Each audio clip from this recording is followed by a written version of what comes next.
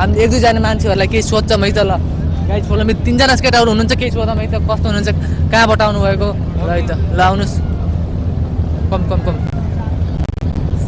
हामी 3 जना साथीहरू हुन्छ 3 जना साथीलाई सोध्न चाहन्छौँ के छ अनि के छ सन्चै हुनुहुन्छ सन्चै छु कस्तो लागिरहेछ यत्रो एकदम रमाइलो रहेछ कति भयो आएको यहाँ आएको त फर्स्ट टाइम आइयो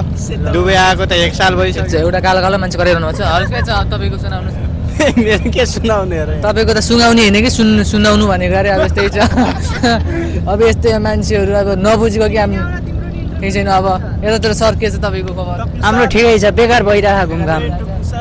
घुम्न चाहिँ धेरै पल्ट कहाँबाट आउनु अब घुम्नलाई हामी अबुधाबीबाट आएको अबुधाबी ल एउटा चाहिँ कराइरहनु भएको छ काउँ गर्दै केही भन्न चाहनुहुन्छ ल भन्नुहोस् सर हजुर सर के भन्ने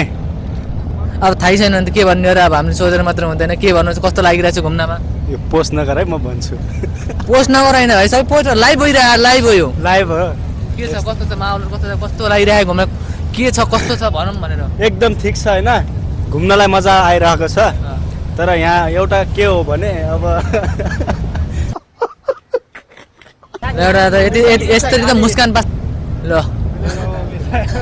आज भोलि प्लेन देख्दा पनि मिसाइल हुन थालेछन् ल केही छैन आन्टीहरूलाई छन् नि अरे केही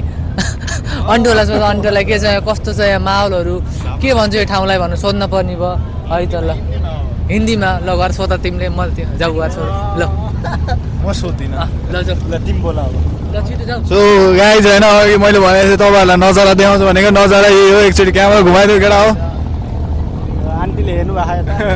ए आन्टी हाई भनिदिँदै त क्यामेरामा ए सरी दिदी आन्टी भनेको रिसायो हान्ला क्यामेरा बन्द गर आन्टी भने हान्छ केटा हो आजलाई यति नै हो अलिकति लाज लाग्यो पहिलोचोटि भिडियो बनाएर होला होइन